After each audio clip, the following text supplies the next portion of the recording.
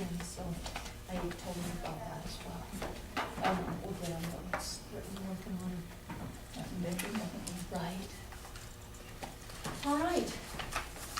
Welcome, everybody, back from lunch. First on the agenda, instead of jumping into that, I think what we'll do is just catch up on a little bit of mail from this morning. We do have minutes for August 4 and August 6th. Do we have any motions regarding said minutes? Oh, yeah, there was just a couple things that Ann wanted me to mark down there. You're talking about the minutes, right? Mm-hmm. Oh, that one there, it should be for instead of from, a clarifying question for Bob Rastra. Okay, so for that one there, what page are we on and what date are we on, Franklin? Okay, this is the August 4th. Okay, you're on page 2, it looks like. Yeah. All right, paragraph number, Let's see, 1, 2, 3, 4, fifth one down, and what line? 3 up from the bottom. He made the remark that if he was on the board, the TV board, somebody clarified that the commission or the TV board. So it should be a clarifying question for him rather than from him. No, he asked a question of us, so it should be from him, that is correct. That's right, he did. Any other suggested edits? Yeah, and then the next page, wait, this is the, yeah, on down, I guess it is. Mrs. Hill questioned the need for a computer, and this is, and stated Commissioner Slifka doesn't have one. The chairman responded, Commissioner Slifka had requested. I did not request, and she didn't say that I didn't have a computer, and you say that I requested county purchase a computer and programs for him. I did not ever request that. In fact, that was, if you recall, that was a managerial decision. You made that yourself when you bought those computers. That's a lie. First off, Ms. Hill did question that and did make that statement. Second of all, we have email, Franklin, and that's the beauty of email, is your comments are tracked. Elaine actually came forward and said, I would like one as well. And then Natalie sent you a specific email and said, Franklin, Laura and Elaine will be getting computers. Do you want one also? And you That was responded via the email. information form, because you already Yes. ordered them. No, I You did have not. already ordered. Franklin, that is not true. It is, and I'll stand by that. You may Okay, stand. Natalie. Like some of your other lies. Franklin, that's enough. All right, so do we have a motion on August 4 and August 6 minutes? I move that we approve the minutes. Is there a second? All right, I will second the motion. It's been moved and seconded to approve the minutes of August 4 and August 6, 2014. All those in favor of the motion, please signify by saying aye. Aye. Aye, opposed? Franklin, what say you? I have anything to say. I Are already you stated- opposed? I already stated everything. Okay, 2, 4, 1 opposed.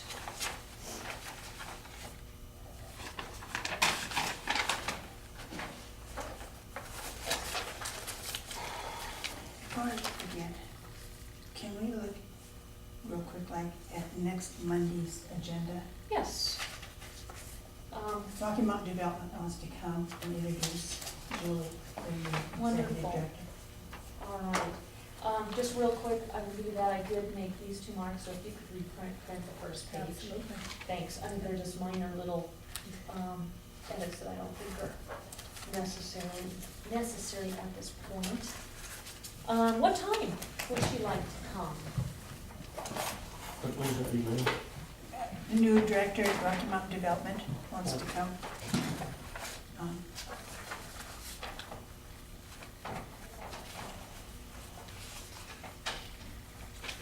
But there's nothing yet? There's nothing yet. That is going to be done today at the attorney's request, and that's Mountain Sky Estates, Morning Sky Estates. Oh. All right, then, let's say 11 o'clock. 11? All right. And what's her name again? And then Julie, with Rocky Mountain Development. And also, will be Kurt, Kurt with a C.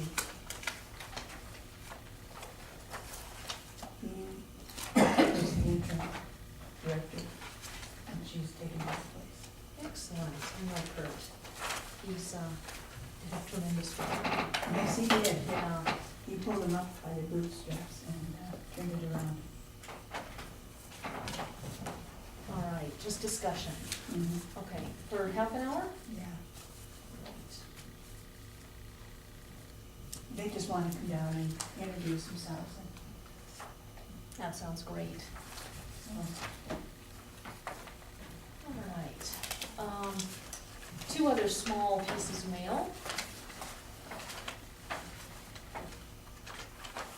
And these came in.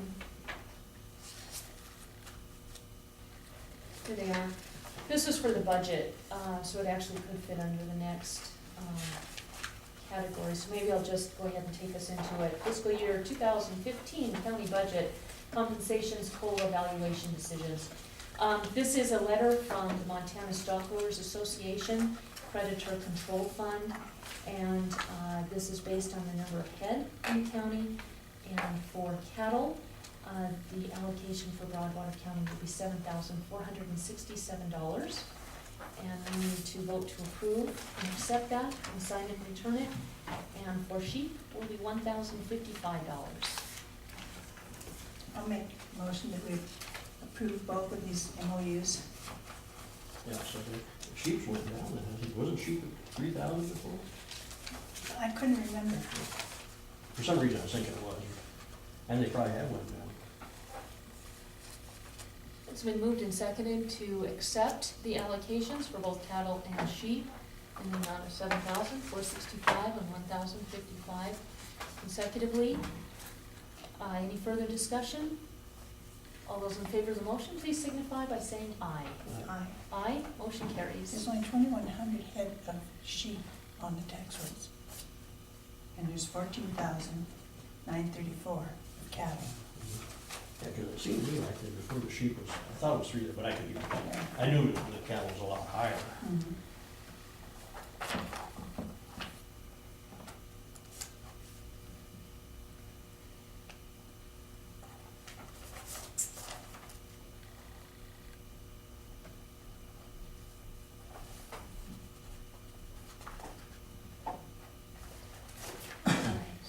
Are these mine? Yes. Okay.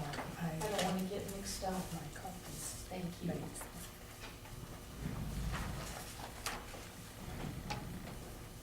Okay, so for compensation, COLA or valuation decisions, you guys have anything for starters? Do we have a letter? No, we do not. We don't have anything from the compensation board yet, that I have seen. Did you get one? No? Okay. Did you? Which is that? Compensation board? Did you get a memo or anything? No.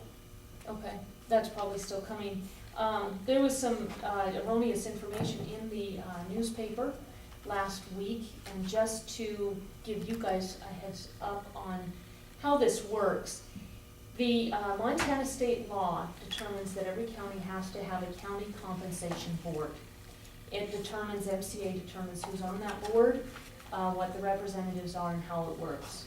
Basically, the board made up of elected officials and members of the public get together, and their authority is as an advisory board only, and their responsibility is to determine the salaries and increases for elected officials only. So, every year they meet a couple of times. The county compensation board this year met 5 times, twice without a forum, and had some lengthy discussions and looked at a couple of different things. One is they have proposed a 3% COLA increase for employees. 1.5 is COLA. If you want to just stay with inflation, you do just COLA. If you want to honor your employees and appreciate the work that they do for the year, you go a little bit above that. One of the things that commissioners all over the state have to determine is how much they value their employees. And that's seen once a year through the budget process, since we, being government, cannot give merit raises. So one thing the county compensation board came up with was a solid number versus a percent. COLA is determined by a basket of goods, not including groceries or gas. Well, we both know what's happening with groceries and gas. So COLA is a very mediocre determination of inflation. So that COLA amount that was determined is 56 cents. That comes to us as a recommendation, and it's up to us to see if the budget can afford that, if we support it, and it will be put to a vote of the commission when that time comes. The vote of the county compensation board is really twofold. One is, this is what they suggest, and two is, this is what they would like brought forward to the county commissioners for public discussion, discourse, debate, etc. The other thing is, the county compensation board, a citizen actually brought forward a couple meetings ago the idea that county employees' salaries should be raised to a more median range with other counties. Broadwater County is number 10 from the bottom in what county elected officials are paid.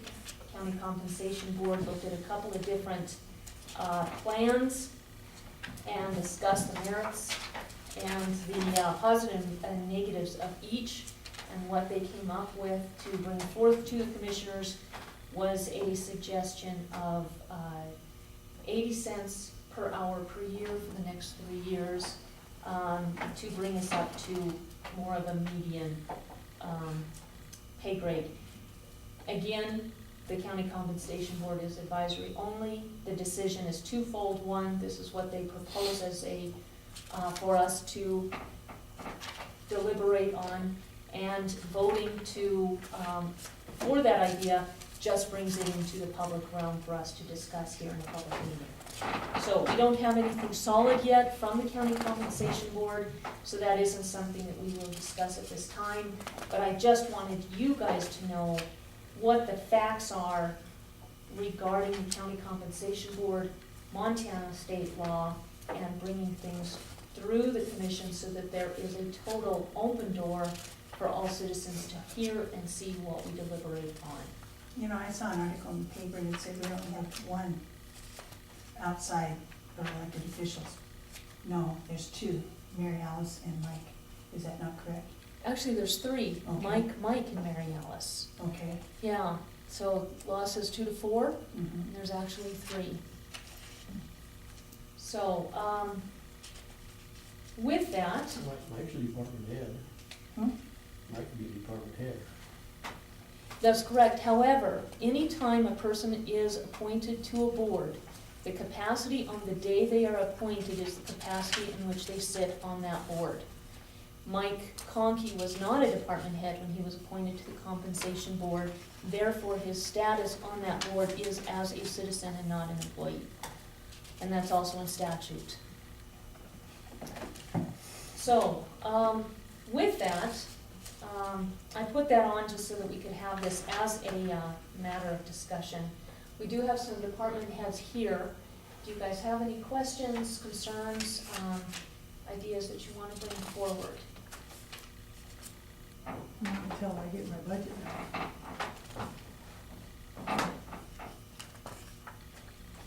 I'm sorry, I don't understand. Not what until you're- I get my corrected budget back. She's gonna address some issues with the wages and then get it back to me. That's been put into your budget already.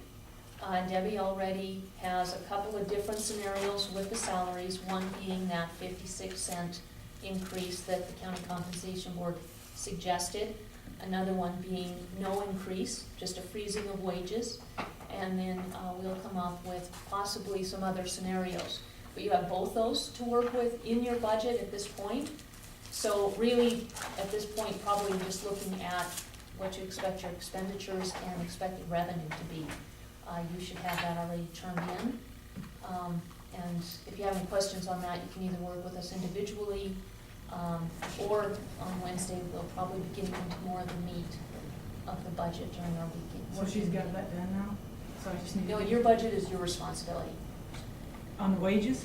Yeah, she has that done. Like I said, she's got both scenarios. Okay, and I'll get it from her. Yep.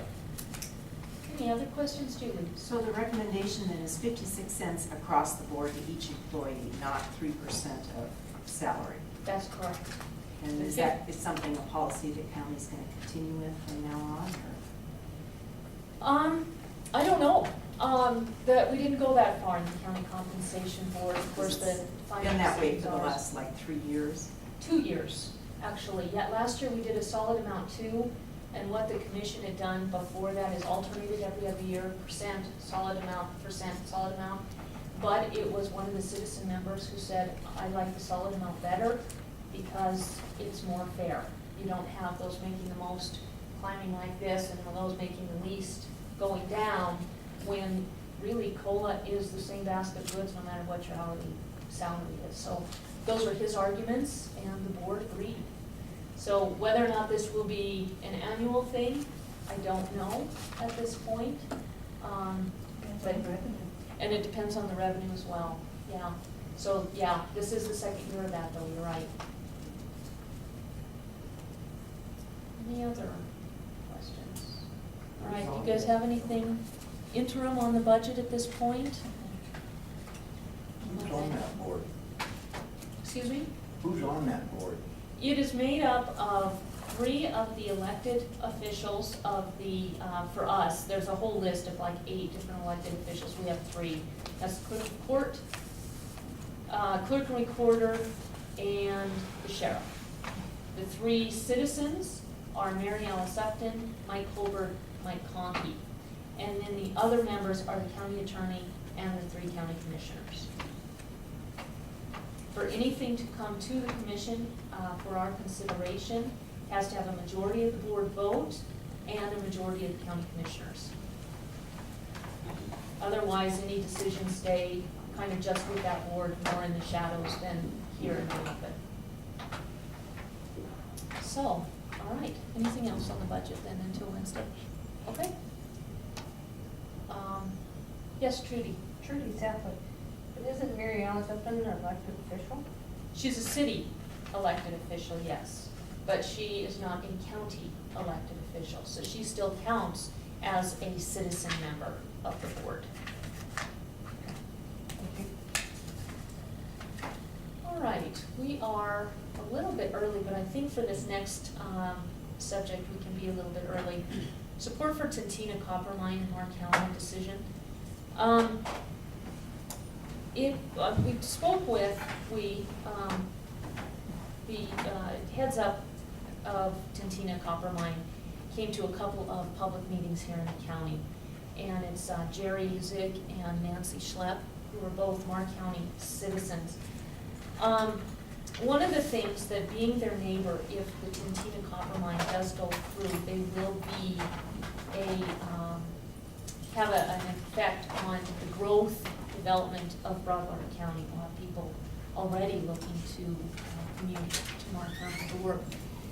So we had talked a couple weeks ago about the letter of support, and it was suggested that perhaps we could do as Mark County did and a resolution of support. And I'm curious what you guys think of that. I think it'd be important to support them. They're a next door neighbor, and we are gonna fill some of it. We could possibly be one of the transfer sites for this mine, which would be quite an infusion for Broadwater County as well. So I would like to see us do a resolution of support. Okay, Yeah, we already agreed to it. We just need it. okay, we agreed to a letter, but the resolution is a whole lot stronger. You guys are okay with the resolution? I am. Okay, what I'm gonna do is just switch the Mark County resolution to Broadwater County. And I will present that to you both via email, and have that for next week hearing at that time. That's okay? All right, Alan? You say that there's a possibility of a transfer station? No, transport station. Oh, They'll be either taking the copper through to Belt or possibly to Townsend. They haven't determined that yet. to be put on rail? I think that, myself personally, I think that we should support the development of natural resources, because that's the only new money there is. Everything else is leftovers. So, yeah, I think you should support. I'm all for the mine, because they got their hands full of, a lot of people don't want no development in Montana. Or they want it wherever it fits individual groups, that, fits their needs. And unfortunately, like a geologist I heard once say, you find it where you find it, not where you want it. So, Yeah. I think that it's very important that we support it. All right, thank you. Tim, is that a handout? Yes. All right. Madam Chair, Tim Roundup. The last time we talked about this in the meeting was sending that letter of support for moving forward. And at that particular time, DEQ was considering a permit for water testing to help move that project forward. That permit has been approved, and so we, just for information of folks that are following this, we are on the way of getting that process in motion. Again, DEQ has approved that permit, and so we are now. So with the resolution to support the overall mining operation is good to go. Thank you. Yes, DEQ has been a good neighbor to Tintina since the beginning. DEQ has really been pulling out all the stops to help see this go through. The reason that we're talking today about a resolution instead of just a letter of support is because it holds a whole lot more meat. It's a whole lot stronger statement. So, all right, it sounds like everybody's go. If that's, we'll put that on the agenda and have a Where are they public hearing. originally from? I want to say Canada. The Tintina, I think the Tintina Mother Corporation is from Canada somewhere, I don't know where. But the management that they have is Marr County people. Again, Larry Zig, who's got years and years and years there, and Nancy Schlepp. Now Jerry did move back, again, from where I don't know. So it is going to be locally owned and operated. so to Well, and speak. Nancy, yeah, was a county commissioner, Yes. Yeah. and she's from the Higgins family. Yeah. That's been there forever. Yeah. Things have been there for a long time too. Mhm. Yeah. All right, so the second subject is, we're a little bit, hello. We are a little bit ahead of time, support for the Jenkins Gulch project in Jefferson County decision. This is a letter of support, and if you guys want as a commission, we can go ahead and submit that on letterhead. This is the project that is actually in Jefferson County, but it's just over our border. It's in the mountains we share with Jefferson County, and I don't think it hurts to show support for other counties. Someday might need their support as well. It's a good project. It's been well vetted.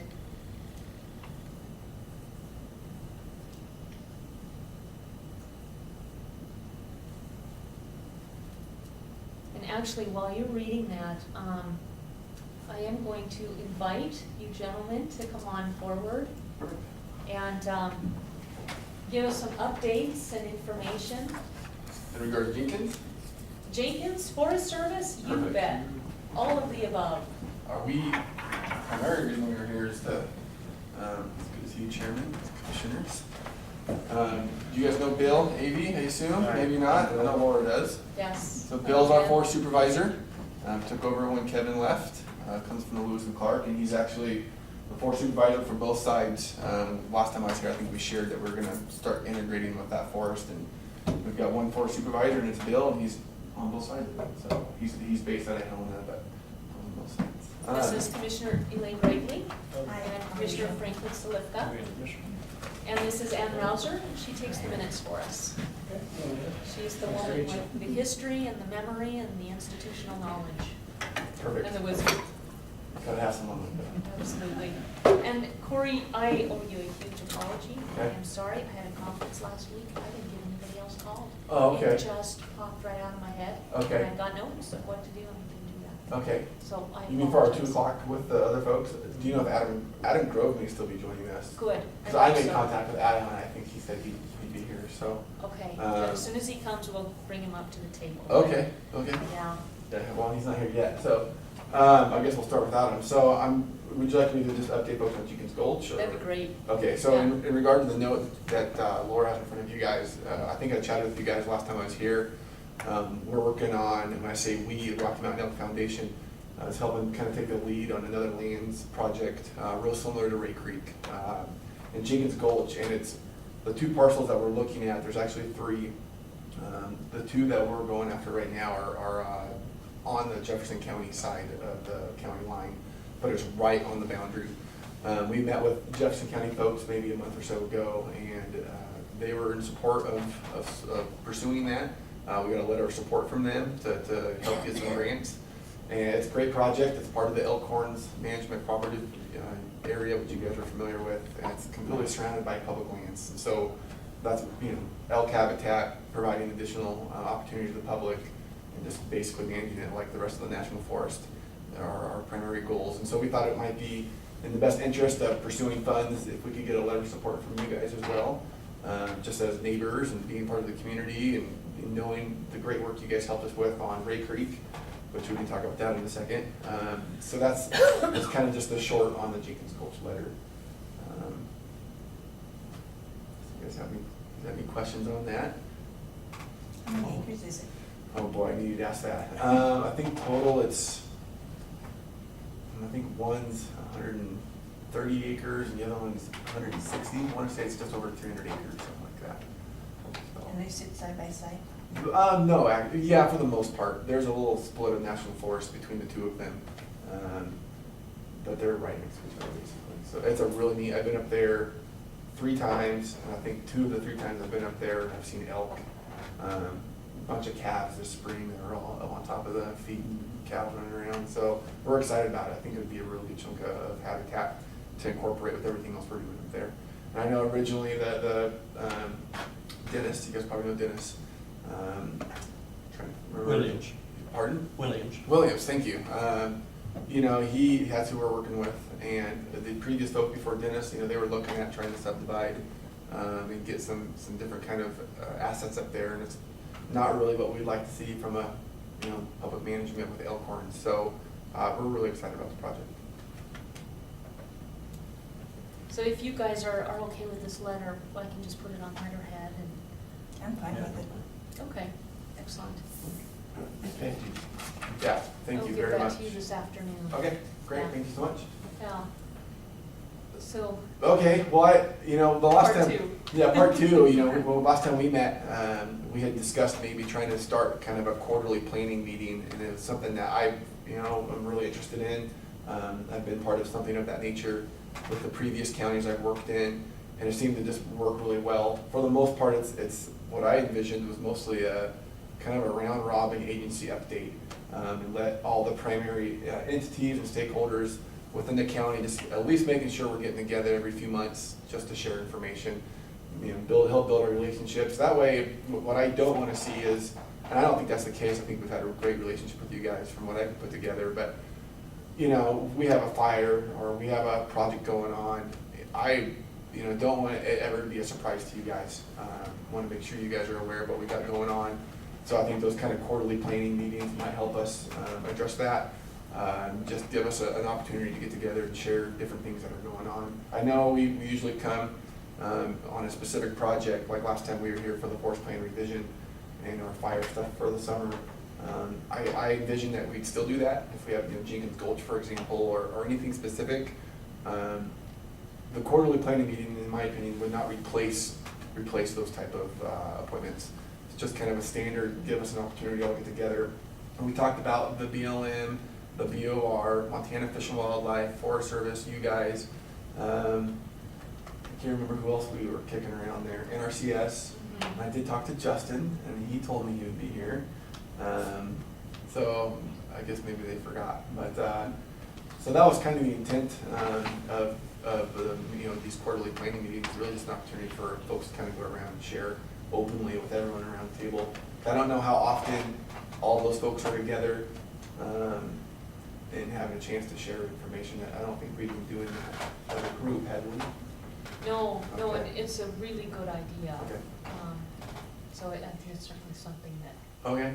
we can and should start. We really appreciate your support for it, because I think, I was ranger at Big Timber for a long time, and my experience is the more you can talk ahead of time and understand each other where you're at and what's coming down the pike, when you do have a specific issue to talk about, it makes it a whole lot easier. Absolutely, you already have the relationships, the Exactly. foundation. Yeah. So would the Elk Foundation be involved with these too? Yes and no? I would, my initial answer would be no. I would consider them more of a partner. My thought, there's Adam right there. Come on up, Adam. Put you on the spot, so we walk through the courthouse. Hey, Ron. Hey, Perfect. Ron, come on up. Excellent. Hey, Tim. Is this taken? For you. We were just chatting about the intent of these kind of quarterly planning meetings. Okay. I think this is probably gonna be it. It sounds like I did invite Justin from NRCS, not sure if he'll make it. And then we didn't quite get the invites out to some other folks, but Corey is being gracious. I didn't get the invites out to the other folks, so I apologize to both of you, and already have to these two gents. It's my fault, and I apologize. we're all in it together, so. You have a big load to Yeah. carry, so no worries. Thank No you. worries about it. Thank you for what you did. And Adam, I think you've met Bill, Yes. and Ken, and Ron, have you probably just met Bill? And we had a long time. Long time. Okay, or supervisor, so. So yeah, we were just talking about the intent was to kind of maybe quarterly meet, just to have all of the main entities together, BOR, BLM, NRCS, you guys, Forest Service, the commissioners. And then a question was just asked about whether we'd have Rocky Mountain Elk Foundation part of these, and my first thought it would be no. I would look at them as more of a partner, although they do really help us with some collaboration. But the way I first kind of kick this around is, who helps manage part of the pie, in Broadwater County. And I think that's more of the folks like you guys, the commissioners and the state and Forest Service, and Rocky Mountain Elk most certainly helps us do some pretty neat things. But at the end of the day, I don't know if they have any lands they specifically manage or anything like that. So, but I'm open for anything. If you guys thought that would be a good idea, it doesn't bother me. And certainly they'd be more than willing, or more than invited to Okay. come and listen and offer input through that. So on that note, do we want to do a quick round of just updates and I things think going on? so. I Okay. think, you know what, let's go ahead and start this Sure. as it's intended to be. Okay. And maybe, I'm Adam Grove, I'm the new area wildlife biologist, I'll have to apologize, I do not know any of you. Oh, Sorry sorry. now, I'm Laura Sorry. Albert. Laura, nice to Nice meet to you. meet you. Payne Gravely. Nice to meet you. We indirectly met at the Elk Yes, River. you were in the Elk, but I didn't get your name, I'm sorry. Franklin Slivka. Franklin, okay, I guess I did know that, I just had never actually met you before, This officially is though. Ann Rouser, she takes minutes for us. Oh, okay. I'm sitting between you guys, I'm blocking your view. If I see them. So, well, perfect, even better then. So, I guess, we can start, and Bill and I were discussing, and Bill kind of came here for one of our first stakeholder meetings, if you will, our quarterly planning meetings, and so I'm gonna open the floor to Bill, let him discuss any kind of, things he wants to discuss forest-wide or even district-wide. I do have a few things to update folks, if Bill doesn't cover them, but I wanna pass the buck to him at the moment. Well, okay. Well, glad to be here. My main reason was to come to meet all of you. And had the opportunity today, and Laura was gracious enough to, a couple of weeks ago, I think it was, 3 weeks ago or whatever, to mention it to me, so thank you very much for that. Couple things I'd bring up. I guess the first thing that comes to my mind, Corey touched on, we are managing, it's a function of a declining federal budget, and us trying to force dollars, keep dollars on the ground. So, we're cutting our overhead positions, and one of that is going from 2 forest supervisors to 1.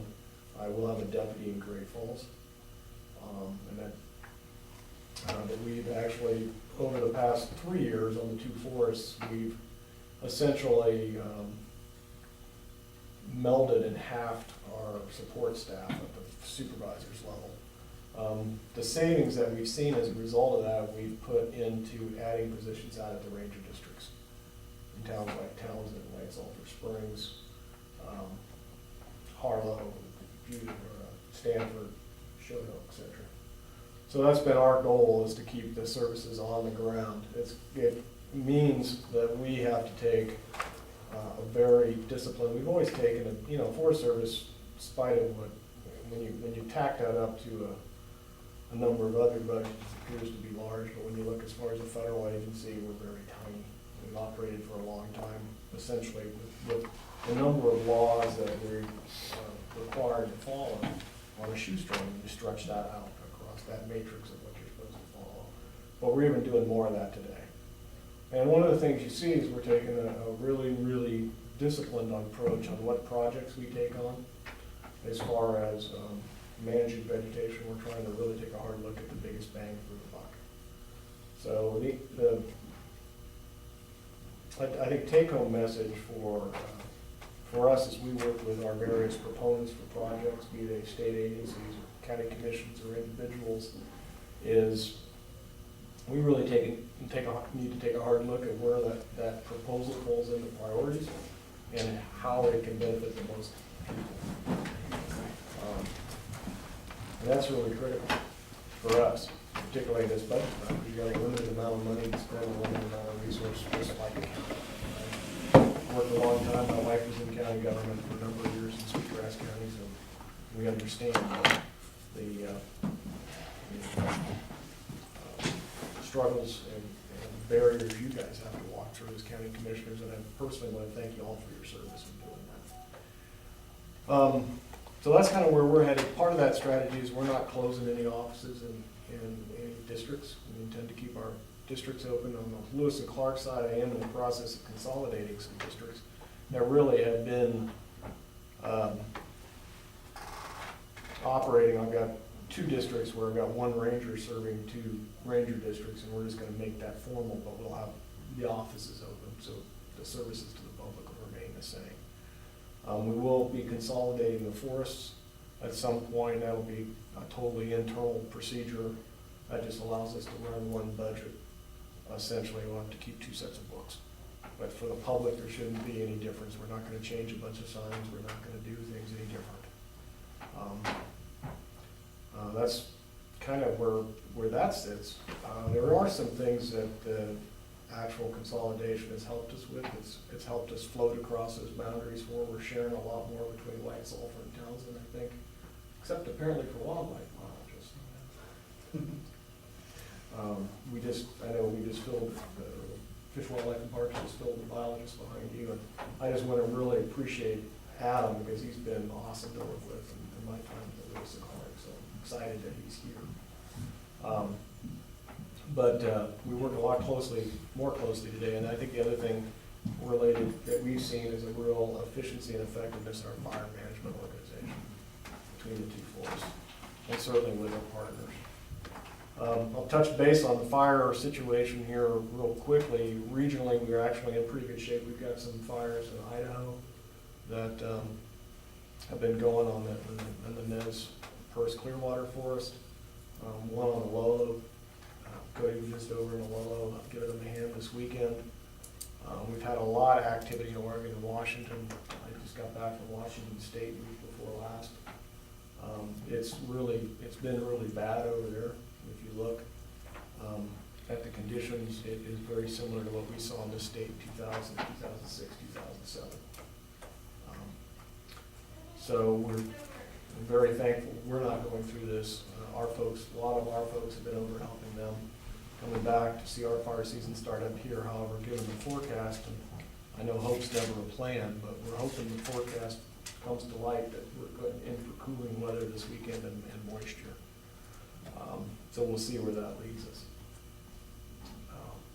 We're very excited to see the Cabin Gulch project rolling ahead, see logs going down the road, and the good work on the ground. That project's done. We're very pleased with the favorable court ruling in that project, and so far the plaintiffs in that asked for a preliminary injunction twice at the district court level. The district court's denied it. We've kept RY operating. They haven't gone to the Ninth Circuit, and I expect to hear any time whether or not the Ninth Circuit's going to grant that injunction. you know, we are hoping that they don't. And we've been moving that project ahead. And so again, we're excited about that. Also really appreciate the work that the Elkhorn Restoration Committee, and again, I know Adam's a member of that, what this does. It's a great group. Tom Williams, you know, Dennis's uncle is the chair. And that's just a great group to work with. And so I'll sum up my comments by saying we're here to work with you and learn from you. And, you know, we work for you all. So, thank you. Thank you. Perfect. I'll highlight just a few other more district things going on. In regard to the Elkhorns, we do have I'm sorry, point. This is Justin with DC for the NRCS. My roommate down the hall there. This is Bill Avey. Bill's our forest supervisor for Helena Lewis and Clark. So we have kind of kicked off a planning project in the Quill Creek area of the Elkhorns. Right now we're calling it the Elkhorn Restoration Project, and we've all been talking about it. David Nunn, our fire FMO, and Denise, our Elkhorn project coordinator, and Adam just went out on Thursday, I think, right? And looked at some different opportunities and just kind of getting a sense on how things look out there. So we're really early on that. There's really no time frame I could share. We're just trying to gather some data, kind of more of our pre-NEPA look, if you will, and just trying to get a sense of what's going on out there. So that's neat. The Ray Creek is going really well, the Ray Creek Plains project. We did have kind of a minor, I wouldn't even say minor, but we had some title stuff we were trying to track. We got that all resolved, and we are hoping to sign that sometime by the end of this month. It's now just a matter of getting the right people with a pen in their hand at the right time to start signing stuff. So very excited about that. Thank you guys again for your support. We will have a dedication day, and we'd love to have you guys join us, as well as Fish and Wildlife. And I mean, anybody who would like to come, we'll have a sign up there and try to get the sisters up there. And I think it'll be a fun day. A heads up, what we're trying to do with that day is do a dedication, and then if it works, try to buzz on over to Jenkins Gulch and with that same group of folks, because we're going to have the board, the trust board, join us, because they've really helped fund that project in Ray Creek. We're going to try to have all those folks together and somehow convoy, wagon train our way over to Jenkins Gulch and take a look at the next one on the table. I think that'd be kind of a neat opportunity to have everyone together go look at the next opportunity. So next project. So just kind of a heads up on that. Back to Cabin Gulch. I am sorry we had to push back and postpone that field trip we had scheduled. I do want to reschedule that. We had a lot of precipitation and just there's no way, we weren't doing any work because of all the rain. So I'm going to be flipping some email out to folks, probably Laura, and then also Shannon Lewis, the representative from Tester's office, because they wanted to come out and look at that project and try to reschedule that. Hopefully fire season will continue to be favorable for us locally, and we won't all of a sudden have to reschedule again, and hopefully it doesn't start snowing or whatever, but just kind of heads up on that. And of course, invite, again, anyone else in RCS and Fish and Wildlife Service. Let's see, anything else? We are kind of in a transition. We're still real busy with our field season, and we'll be busy all the way until fall, but we are starting to lose some folks. Some of our seasonal folks on the fire crew are heading back to school. Some of our trail folks who are teachers in that Townsend are getting ready to go teach. And so we're losing some folks, but we're still really busy. But on that note, we are still meeting our capacity and staffing for fire and everything. So just kind of other things we're working on. And then of course, it'll be hunting season here in a couple of weeks with archery.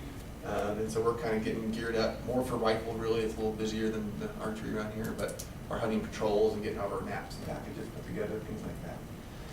And I think that's it from the Forest Service side, unless folks had any questions on the projects. Not yet, no. Okay. Do you need any kind of support letter, anything from the commission on Cabin Gulch going to the Ninth Circuit? Would that help at this point, or is it really just a wait and see? I don't think it would hurt. Yeah. Adam was kind enough to write us a great one. Yes. That was really helpful, so, you know, if you would, I think, because, you know, I think Generally, at the Ninth Circuit at this point, it's a review of the existing case. Okay, So we can't introduce, my understanding is we can't introduce new material, but I think it certainly wouldn't hurt to have it on file. And I think, one of the things I was heartened to see is that case played out, the hard work that a lot of folks went to make that happen, is to see the middle of it. That's really, really good. And again, it's doing good ecological work on the ground, so. It's so good to look at the local newspaper and hear RY is asking for help. Yeah, exactly. I think that is great. It's been a long time coming.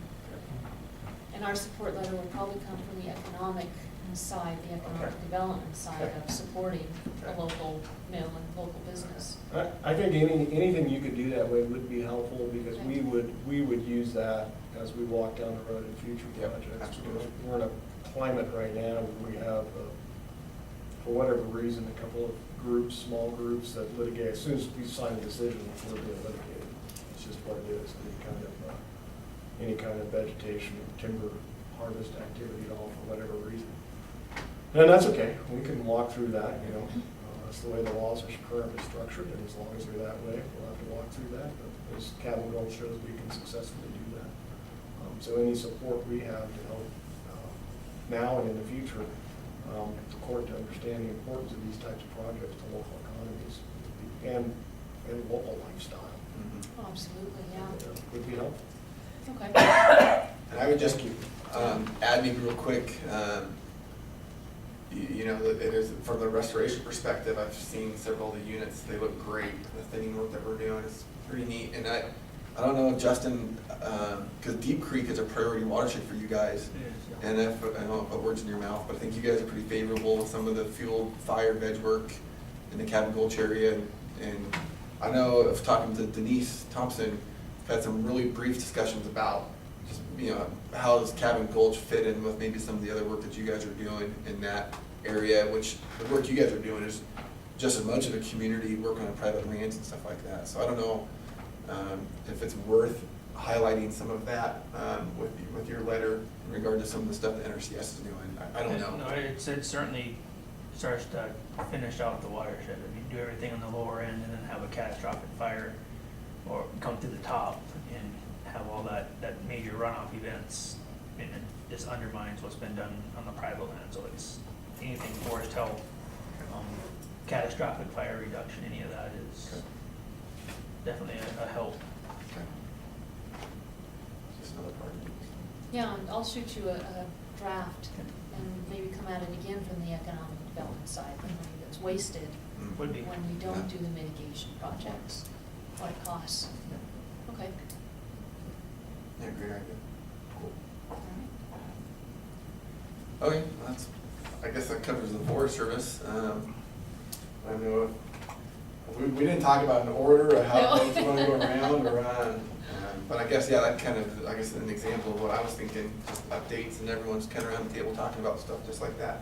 So I don't know if somebody else wants to go next. I'll put Adam on the spot because he's really new. He's newer than I am by like a week. Quite a delegate. Appreciate that, Cory. Yeah, just a little bit about myself. Like I say, I'm the newer area wildlife biologist here in Townsend, our place, Tom Carlson. Started about mid-April. Spent the last 11 plus years as the area wildlife biologist on the other side of the hill in White Sulphur Springs. Still, my wife and I are still living there. We're in the process of getting the house sold and trying to find something here. So I've been doing the daily commute through Deep Creek Canyon here for the last few months, and the road construction project there and everything. I guess for those of you who are not aware, I guess within Fish, Wildlife, and Parks, and I'll touch mostly on the wildlife side. One thing of note, our Region 3 Regional Supervisor, Pat Flowers, retired last Friday. So August 15th was his last day. Otherwise, we're kind of I shouldn't say a slow time of the year, but some things going on. Obviously, archery antelope season started August 15th, so we do have one hunting season going on. Some of our upland game bird seasons will start here September 1st, and then deer and elk probably the big starter will be archery season, which I believe is September 6th this year for deer and elk. And then as we get into later, more seasons will open up. In regard to Canyon Ferry Wildlife Management Area, we're waiting on comments. We've got a Eurasian water milfoil project in the works, and Ron may actually be able to touch on this a little bit more. We're going to be doing a chemical control on some milfoil on one of our canals that dumps ultimately into, both kind of in the reservoir and in one of our ponds. I believe the EA comment period closes on that the 27th of this month, so we're waiting on that. We've had another project in the works out there for years. It's a waterfowl related pond. It's called Myers Pond. Waterfowl project. We're constructing 2 small water impoundments, approximately 20 acres in size. That'll be for waterfowl. The EA's pretty much done for that. We haven't put it out for public comment yet. At this point, we're being kind of the holdup on the project is we own one share of Montana ditch water. We're the very end of the line in regard to the Montana ditch. If the water doesn't get used by us or whatever, it flows into a pond 1 there on the Canyon Ferry Reservoir. So anyway, we put in a change of use request for DNRC to change that from agricultural use to wildlife. We put in that about 6-7 months ago. We did get a response from them. They're basically looking for more information. They basically want us to go back and look at the entire Montana ditch and all the historic use on the ditch, and pretty extensive information request. But anyway, as a result of that process and then just with the bid process, we'd originally hoped to get that project, if everything went well, get it implemented on the ground this fall. But because of the holdup now, it's going to probably be next August. If we do get that change in use permit approved and everything, so it'll probably be next August before the project actually occurs. Everything, like I say, we think it'll do some good things for most of it will be ducks and but it'll be other waterfowl and some non-game stuff out there.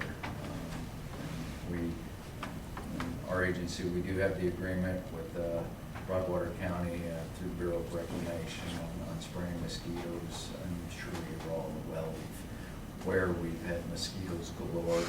I'm actually, like I say, I don't know, it seems like it hasn't been quite so bad right around the office. I don't know the heavier vegetation on the WMA, but I haven't really heard anything from Broadwater County yet on the monitoring, or I do believe they've sprayed at least once or something like that, but like I say, I haven't really got information from the county yet on that. So anyway, so just kind of trying to get into the position and get to know the area, get to know the landowners and everybody else. So appreciate that opportunity to invite and everything like that. So. Can I ask a question? So Montana ditch, how is that going to affect the permit holders on that?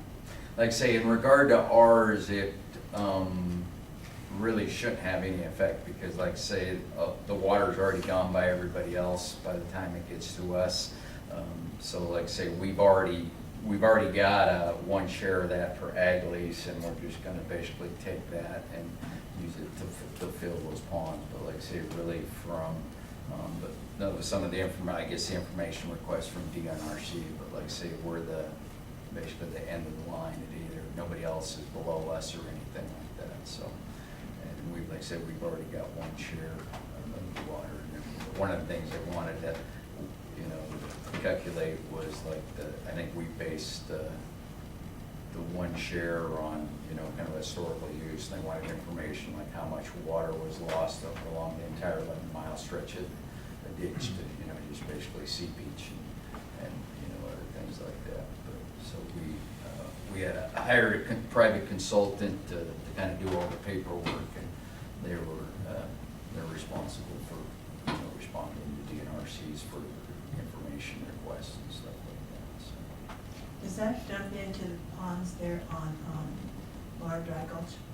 Yeah, the very northeastern pond 1 or whatever. That's that water, that actually is the primary source for that pond because of, the pond was originally supposed to be filled by the canal there that, you know, fills 2 and 3, but because of some, I don't know, siltation engineering challenges over the years, the water actually, they're trying to make water literally run uphill into the pond.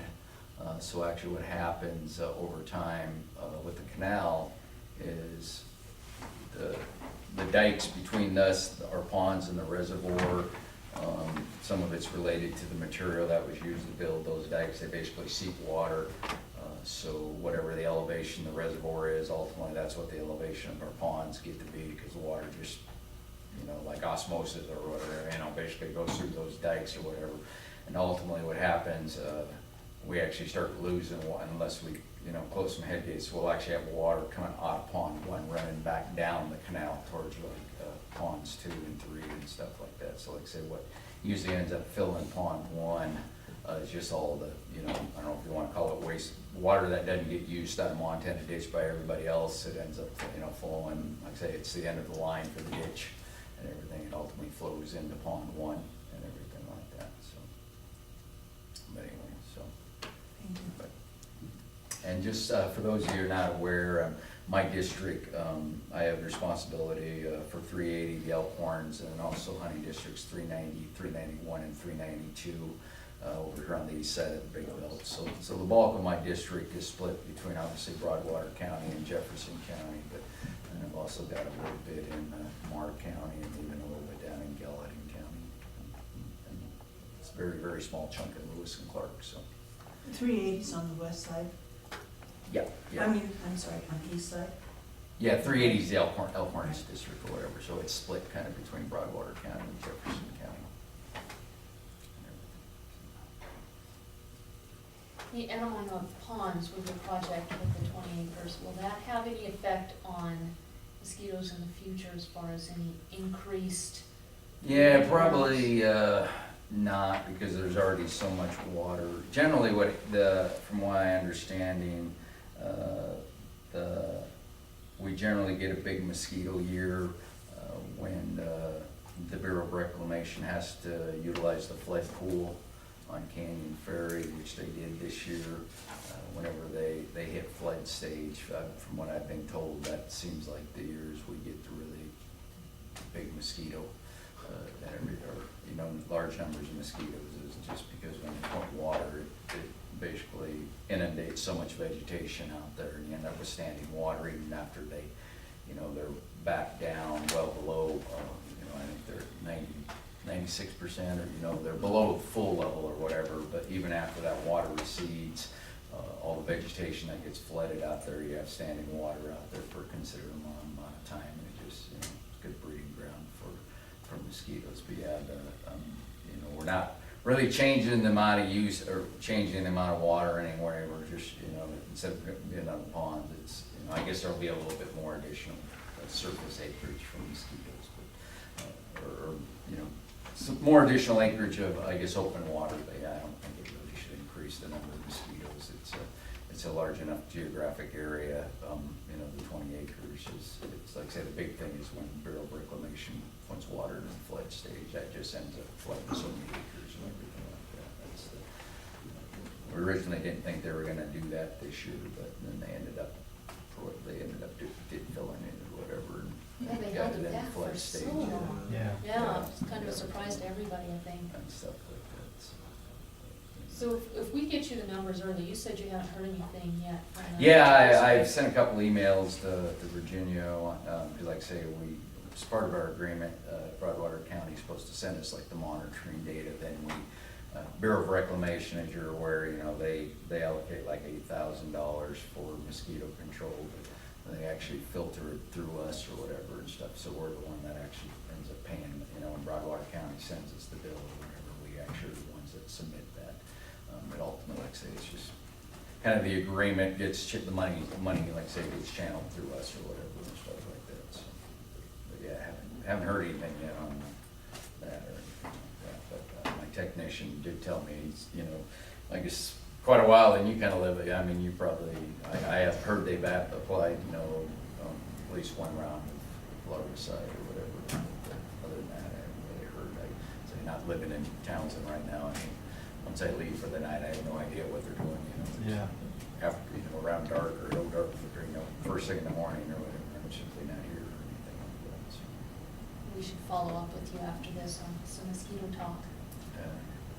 So if you have a card, You can I bet. get that for an email and Yep, I'll get give you you, some I've got one information? for all three. Thank you very much. And welcome. You bet, thank you. All right. I guess I just have one small thing I'm with Fish, Wildlife and Parks too, and Adam touched on that milfoil issue, and that's kind of one of there's two things where I work with the county on. One is sort of the FEMA-related stuff that you have going on, and the other is with Scott Dunning on the milfoil issue.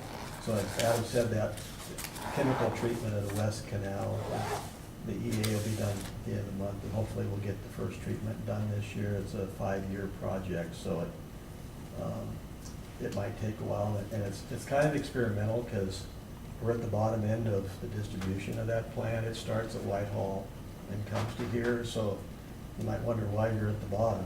And partly it's on Bureau Rec property, and Fish, Wildlife and Park manages it. We just want to kind of do some experimental work to find out how chemicals can work in a ditch system rather than immediately go into state waters to do that sort of thing. So it's kind of an experiment, but it also reduces risk of that plant getting transported somewhere else. And been working with Scott on that issue. And the other is at the boat ramp at Toston. We put in some bottom barriers that prevent the milfoil from growing near the boat ramp, and so that boaters won't likely take it somewhere else. And you know, Laura may remember when this first popped up, like it always does when there's an issue and people want to really jump to it. It's been 4 years and we've learned a lot about this, and it really doesn't look like this plant's doesn't really like this environment that much. It likes cold, clear lakes, like a Minnesota lake or a Wisconsin lake. It gets very thick. And biologically, I just don't see it so far hurting very much from Whitehall to here. That's all within my area. We're mainly focused on boaters not taking it to a place like Georgetown Lake or some other risky places. So we're in kind of a maintenance mode. And the worst place where a boat can be close to it is that Cottonwood side channel right now. I've talked to the local boaters. We have signs out and stuff, and that's kind of the focus of our milfoil issue is trying to keep boats away from it and not take it somewhere else. It's not really hurting a lot here, I don't think. So last thing I'll say is on September 12th, there's kind of a National Service Day with AmeriCorps, where all the AmeriCorps kids around this part of Montana are coming. And Denise Thompson got us into this, of course, like she always keeps things rolling. But there'll be a bunch of people doing a hand pull at Cottonwood, and I haven't told Scott yet this has just happened, but you guys should know that it's gonna happen in your county. And that's my primary update, unless you have questions. And it's the first time we've done this. You probably already all know Ron, but Ron's our fisheries biologist. Yeah. Is it spreading the Tossin Dam there, or is it getting less, or what's this? You know, we hired, and this is usually done through grants through DNRC. These folks out of Washington State do a diver dredge system, Right. and it was remarkably effective. And we did that for 3 years, and it was declining. There's one patch they just cannot get to. They can't get their boat to it. But where they've been able to treat it, it has improved it, but we still have that source upstream coming. So it's still there, but the boat ramp is real clean right now. That's the first place it was noticed in Broadwater, isn't it? That's right. Yeah. Fellow from Department of Agriculture was doing another kind of a survey that day, and lo and behold, there it was. That was a panic It was a panic. reaction when that first happened, except for the voice of reason and calm, you. So I appreciate the wisdom you brought to the panic. I could have been wrong, and it could be everywhere. I'm glad you weren't. But I took a chance, I flipped the coin. Actually, that panic is kind of going on in Whitehall right now. We're still trying to get them to relax, but whenever there's money involved with things, you have people that like to get the panic, keep the panic going, so I'll stop with that. So that's my report, unless you have any questions. Now, if you have some idea on how we can help with the 12th September, let us know, because I think that would be a good thing for us to offer some kind of support. Yeah, when like I said, this just happened this past, in the last week. I haven't talked to Scott yet, but I assume he'll want to be there. And he's been very helpful on all our, the Toston situation in particular, so I'll keep him in the loop. Yeah, please, and thank you. Bring your sandals and your shorts, get in and pick some weeds. Oh, so you're talking real hands-on. Oh, it's Yeah. Gloves. Yeah, actually, I've been wanting to, it's just we've had a conflict, and Scott's been really good at keeping us informed as far as what's going on with this, and when you guys are having day events. So, all right, I will be there. At 9 a.m. to noon is all. It's a pretty short thing. They'll have about 15 of those AmeriCorps kids, and then they're gonna float the river after that. Nice. And, unfortunately, I think somebody said the governor's office might come because it's a service day or something, so basically no work will get done, right? Not because of the governor, but anytime the big entourage comes. Actually, was that the same group we had earlier? No, this is a different group. Different, yeah, we actually had one group earlier show where they were gonna help pull, but the water was still deep enough at the time, and between the combination, we figured if we turned them loose on the WMA, they might all get carried away by all the mosquitoes out there. So they ended up going down towards the Boston area or something. The water was deep enough, they couldn't physically do it, I guess. So. That's right. Well, if Justin can send out the memo, at least everyone will be on the same page. This isn't an entourage day, this is a work day. So that's your task. But that's all I have. Thank you. So I'm Justin Meisner with NRCS, and right now our focus is the Deep Creek watershed with the Landowner Advisory Group and the Conservation District. I was designated as the primary one watershed for Broward County in following the flood of 2011. So we have 1 year of we have the National Water Quality Initiative, which is money that NRCS sets aside kind of by request from the EPA and DEQ to do something in a TMDL stream. And being that was the first stream listed as a TMDL stream in the state, that seemed like a logical choice since we had a watershed group, a landowner group already moving. So we spent $552,000 through our environmental quality incentive program in 2014.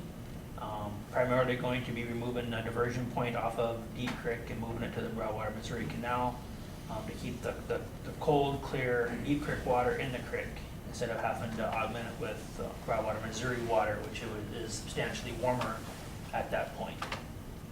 Moving forward in 2015, we have a couple other irrigation projects, some stock water projects, weed spraying along Deep Creek that we're expecting to be in that $500,000 range in cost share incentives for private landowners. And if we're successful in achieving about that $500,000 mark, we're relatively confident we'll get it for a third year. The third year is the max of a total of about $1.5 million to be spent exclusively on private lands. So that's where our main focus is right now. There's also the Regional Conservation Partnership Program that is new in the new Farm Bill. Try to engage partners in the planning process for some of the NRCS programs. DNRC took the lead on one that was going to range from the headwaters of the Missouri to Fort Peck Dam. They requested $20 million, and that was denied. The scope was a little large, a little broad. Two of them in the state that were funded, one is the Blackfoot Challenge, they were funded, and then the Gallatin Valley Land Trust as a lead in Gallatin County with several of the partners there has been approved to move on to the final application. So we'll know here in the future if those are funded. I do think that the Elkhorn Working Group, the Restoration Committee, might venture out on their own on one for the Raidersburg area. Out of that whole project that DNRC put forward, that's the only shovel-ready project in their proposal. So that would be pretty exciting to come in, and that has to be on private lands. That money, it's farm bill, it's equip money, just it's a little bit different fund code. So that would help. And we have 7 or 8 landowners out there right now that are ready, willing, and able to go and start thinning some of that juniper out to reduce the fire hazard, but mainly to restore some of the mule deer, elk, and bighorn sheep winter range. That would be the primary focus, and it's right in the right area for that. So those are things that are coming. So. And we're just jumping real quick. And Justin was just sharing this with me last week with the Crow Creek stuff, and which is great timing for us with some of the planning that we're working at, because it's all within that greater Crow Creek analysis area. It is. So to show a lot of the private work going on within our CS, it could kind of neat partnership, bigger, broader things in that area. So we'll make sure we kind of track some of that as we move forward on the Forest Service side of that area. Sorry, I didn't mean to cut you off. No, perfect. That is exciting though. It is. Yeah. Wonderful. Any questions from the board or updates from what the commission, the county's doing? Some of it ready. One of the things, fire district was just here this morning, and of course we have a burn permit. That's gonna be opened up so that neighboring counties can all see what's going on. Okay. So a burn that's happening in Lewis and Clark County, we will not be blind to that now. Perfect. So that should help a little bit. Okay. Just keeping, people in the loop of what's going on. But other than that, I don't think we have anything more Okay. to offer to what you guys brought, more than just, in the clearinghouse and collecting area. Thank you very much for giving us the time. Thank you for providing. Absolutely. Thank you all for coming. This is excellent. And Corey, this is your idea. I think it's very, very wise. Cool. And I think it's a good idea. Yeah, it's good to hear what's going on. So, I have a couple questions process-wise as we move forward. I guess the two things, timing, how much time we think we might need. I'm not sure how you're allocating this with your agenda. And then space, I don't know. If the BOR was here, we could hack them a little bit about mosquitoes. But, if the BOR and BLM attend the next quarterly planning meeting, does this work for folks? Is this okay if we show up during your regular meetings like this and grab a couple more chairs, or do we need to think about something different? I'm open for anything, I'm just curious. This works, I think, well. I would suggest a Wednesday. Okay. If it works for you guys, just because those are typically more working meetings. Okay. And then we can have more of an open discussion. Okay. We could meet here if this is comfortable enough for you guys, and just make sure we have enough chairs with cushions Okay. on them. Yeah. What do you guys think? Are Wednesdays, harder than Mondays for you guys? I can make anything work. Okay. Yeah. I mean, it all just depends on schedule-wise, what else is going on, take meetings, surveys, whatever. If we're sticking to the quarterly kind of interval, I should have plenty of time to keep that Wednesday open. Yeah. From my perspective. Yeah, typically, the further in advance, that way we can lock it on the calendar and avoid, like, say, schedule stuff around it or possible. So could we maybe set a tentative date right now? That'd be great, yeah. All right. And if it works, just so from a scheduling, I would assume we'd almost stick to that same Wednesday of every third month, whatever's quarter, third sounds right? August, September, October, how about first Wednesday of November? So the 5th, November 5th, Yeah, would that work? First Wednesday of every third month? first Wednesday of every third, I like that. That works Okay. for me. All right. And do you want to stick with 2 p.m. or, I'm not sure how that meeting works for you guys, what you've got scheduled. Working meetings on Wednesdays, we generally start at 10, but we can start at any time. Does 10 o'clock work for you guys? Yeah. Does that sound okay with you guys? All right. Okay. Because we can be flexible too around you guys, so just because I'm throwing it out doesn't mean that we're unbending. And we'll stick, I mean, what do you wanna do from a time frame perspective, like, try to keep it to an hour, or, I think an hour is good, what do you guys think? what are we at right now? About almost an hour? 45 minutes. But if BLM you had and if you had a BOR. couple more people, then yeah, it'd be about an hour. Yeah, Like I say, sometimes we'll obviously everybody, depending on project's time, you know, we all may have Yeah, more more or going on less. in one quarter than we do the next quarter or whatever, so. about an hour-ish, Perfect. all right. I think it's been good today, very good. Mhm. Yeah, we appreciate your time. Yeah. Busy you all are.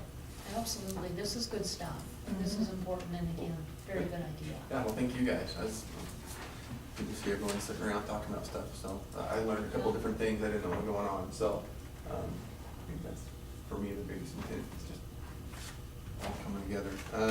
From a documentation perspective, or you guys have notes that you put together for all your meetings that, are we comfortable with? And okay, can we just Absolutely. stick with that? Okay. Yeah. Yeah, we can send you the paragraphs on this meeting, Right. or we can send you the whole minutes. Whatever you, for me, you guys, I don't want you to do anything extra. Yeah.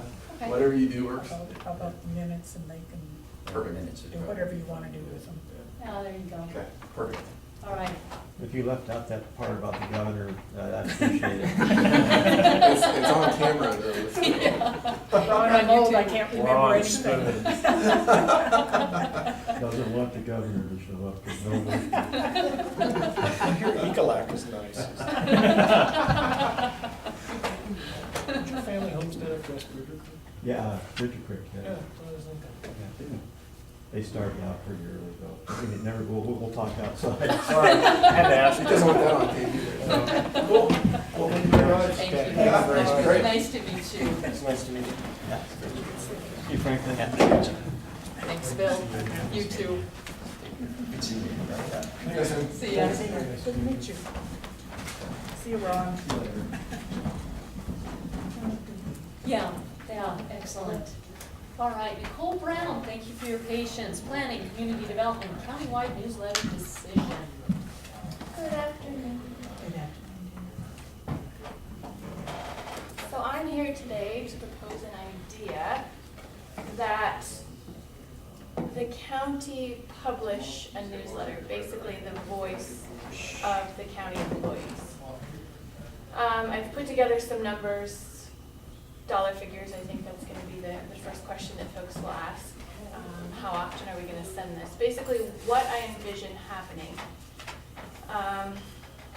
And to back it up a little bit, I think that us employees of the county really want to get our voice heard out there, thinking that this might be the best way for that to happen. Some projects that we've been working on, some good things that all of our departments have been doing. I really want to be promoting that. I really want us to be self-promoting. I want to say, hey, I'm working on this. Hey, this department is doing this, because unless we're having these conversations or unless we're directly affected by that department, we really don't know. So my thought was to have this newsletter come from the county, published by the county, and distributed to every resident of the county. So, quick and dirty numbers here. Roughly 3,100 homes are in the county. Looking at printing this in black and white is going to be around $600 for a black and white newsletter, no color. If we wanted to do color, it would be about $1,000. Mailing, looked at applying for a bulk mailing permit, which we do not have in the county, and so I want to talk to Doug now that he's back and see if that's something that would also be beneficial for the clerk and recorder's office when they're sending out voting information. The county doesn't have a bulk mailing permit, so I would like to be able to go to the post office and apply for that, or begin the process of applying for that. Before we would ever pay for it, I would of course come to the commission and say, okay, here's the benefit. I want to talk with Doug, I want to talk with clerk of court's office. I'm not sure how or whom could utilize this bulk mailing permit, but it seems like it could be a huge cost savings for the county. Anyway, bulk mailing permit is less than $300 annually, and that's just a fee that we pay to the post office, and anyone can use it. It makes postage around 16 cents instead of, what is it now, 47? 49, 48, okay. Yeah. So, 32 cents we'd be saving per letter that we send to the county. Kind of got off on a side note there, but that's something else I want you to consider. I would like to think about sending this newsletter out quarterly and highlighting 3 to 4 departments each time.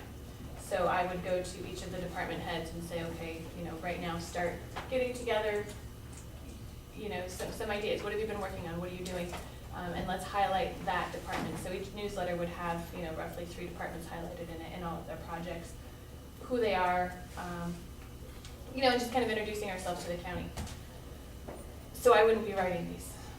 I will certainly work with the department heads, if they need some ideas, grammatically and things like that. But I'm also thinking that we could create a committee of employees. I'm thinking 3 is a nice manageable number, not a board, but a committee of 3 employees to be basically the folks the go-to group for this information.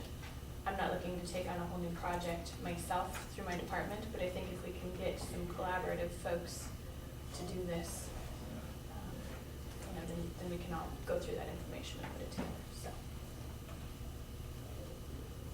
Nobody in the county has a book permit, huh?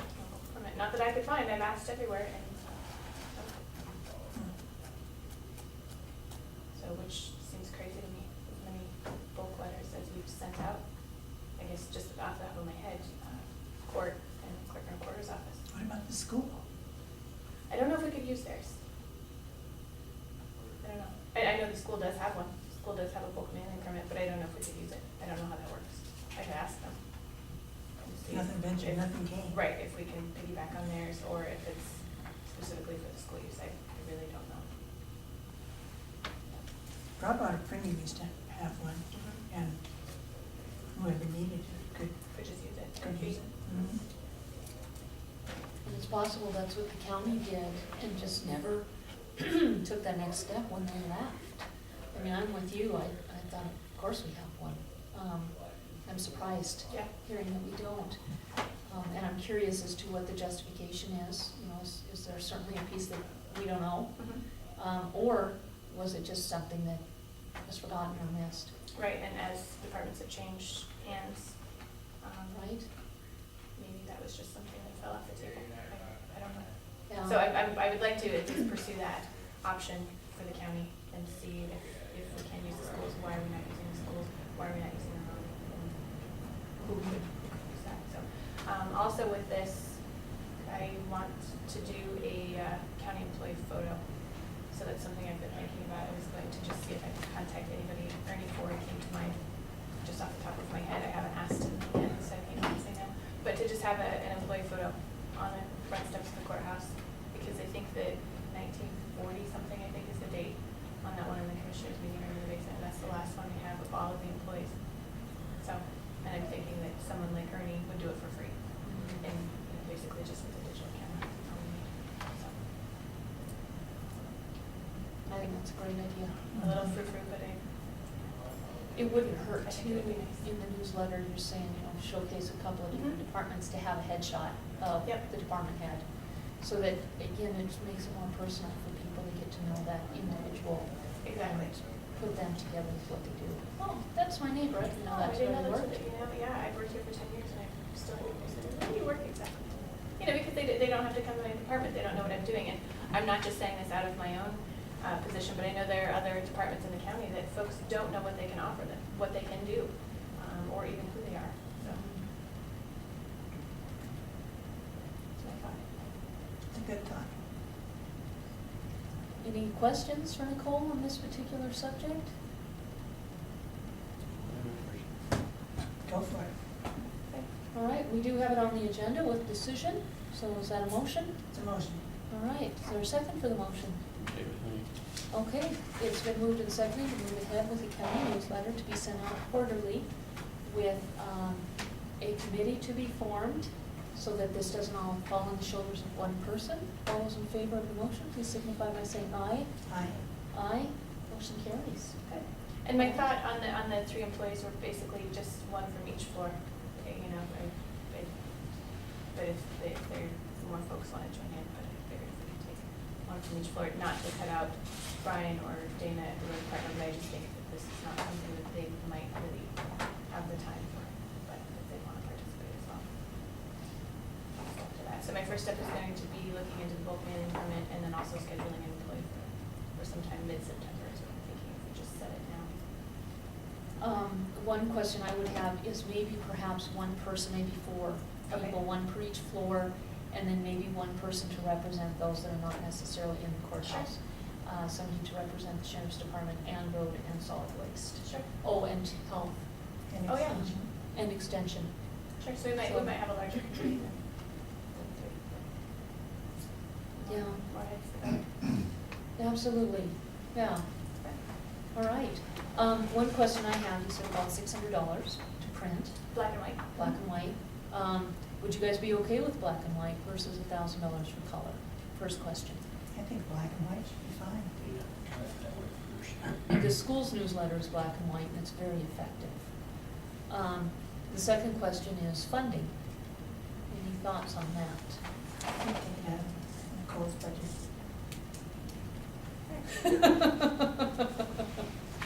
Crazy Did you see idea. the look I got from her? I do have one idea, and it kind of piggybacks off of what you just said about earning 40. BCDC. One of the most important things that we do is economic development and community development as commissioners. Of course, balancing the budget, supervising employees, but then every important decision comes to us. But aside from that is it makes our job a whole lot easier if we have a healthy economy. So of course, that's one of the most important things that we do. BCDC is the economic development arm. I did talk to Ernie. He thinks this is a good idea, and he thinks that the board would be agreeable. It hasn't been taken to the board because I didn't think that was appropriate without going to this board first, but he thinks they would be agreeable to paying for at least one of those. And then there's, of course, a whole slew of other options for subsequent newsletters, Chamber of Commerce, Rotary, Ministerial Association, and there's a whole lot of entities that are community development that we could go to and perhaps give them a section in that particular edition where they could showcase what they're doing as well on behalf of the county. So, Would you do advertisement? I would not like to do advertisement, just my thought, I think that we could get kind of into a territory that we don't want to be in. We're not trying to recreate the wheel, we just want to get our 2 cents out there, and, so, I'm thinking advertisement would be a bad idea. However, nonprofits participating, like BCDC, Rotary, these civic groups participating, I don't think that that's a bad idea. I'm open to, whatever the commission sees fit. And then as we form this committee, the first step, if I'm gonna send out an email, to see kind of who would be interested in serving on this committee. Kind of talk to some of the departments and see who would want to. I don't want this to be my idea, I don't want it to be my paper, I want it to be the county's paper. Of course, I would come to the commission before the first one went to print. I would like to, I envision giving you a sample of it, and, you're the heads of the county. So you could look over it and make sure that this is really what you want out there. So. just the facts and what people are Right. doing. The fact that our entire road crew has been through the training to be road scholars, we're the only county, or at least we were the first county. That's something the citizens should know. Right, and it's something for us to be proud of, and it's something that the rest of us may not know. Yeah. The fact that many of our employees have college degrees and those are required for the work that they do, that's something that a lot of people just don't know, and they really need to. So, I think it's a great idea, really do. I think it just makes it a little more personal. So, excellent, very good. Good idea. So, I think it'd be good, it'd be beneficial for the county, so. And if not, we give it a year, we run for a year, and if we just find that it's just now, we don't feel like we want to do it. For some reason, we have to stick with it, so. Thank you. Thank you. One other benefit that was brought up about this is a calendar, perhaps a calendar that shows when all the different boards. The board meetings. Yeah. And include that in there, and the boards that we have in the county. right? I didn't know until I took over boards, how many boards there were, and who all served on those boards. You know, a lot of them are doubling. You know, there's the same folks serving on multiple boards as volunteers. That's amazing. You know, I was reading out there too, the dates that these boards meet. What they do, you know, a lot of our boards do some tremendous things. Yeah. Got quite a list of things. So I think it'll be good. I don't see a negative to this, so. No, great idea. Thank you very much. All right, COSs, 2/3. Any COSs? All right, are you by chance Troy Benson? I am. All right, come on up. Troy Benson, Morning Sky States Rodland Company LLC, tax refund of overpayment. How are you? Good, how are you doing? Very good. Good, I'm Laura Olbert, I'm the commission chairman. This is Elaine Gravely and Franklin Salifka, Nice to meet you. and this is Ann Mauser. I'm gonna leave in about 10 minutes, so this is quick. However it goes, but I It's mean, been painful. yeah, I got an appointment to come. All right, so, well, Laura, I think, I'm trying to think where to start, but I'm the attorney representing Broadland Company. One of the other representatives would come, but they are out of town, so they asked me to appear.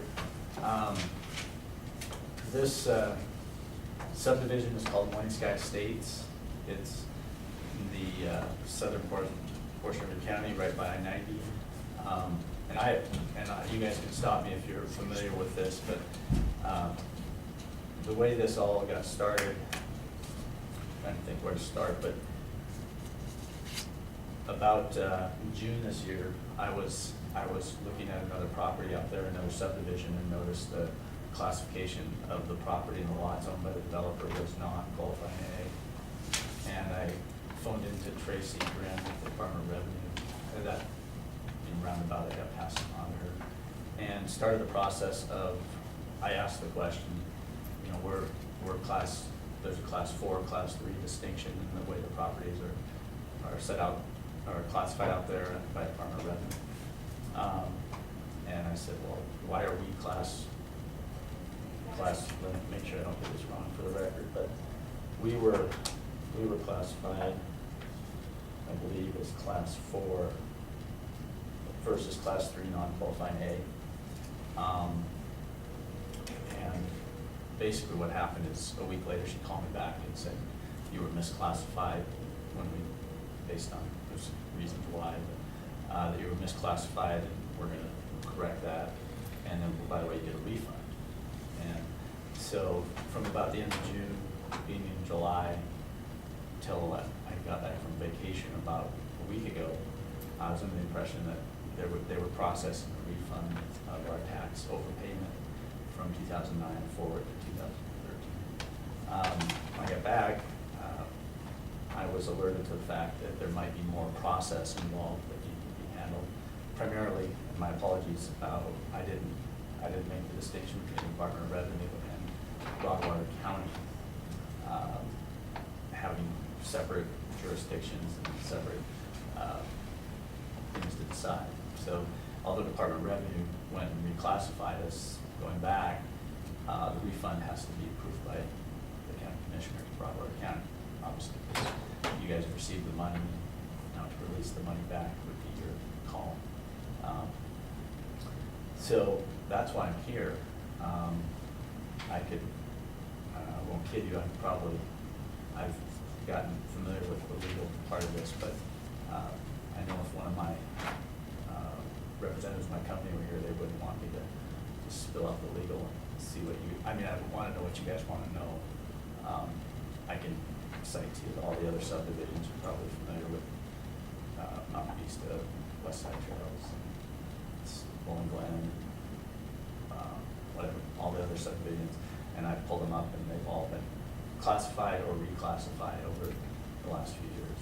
And I think partially in response to a court case, partially in response to a protest. I did protest taxes. I know that's an issue in reviewing this request. My understanding from talking to Tracy and Dan White with the Department of Revenue is that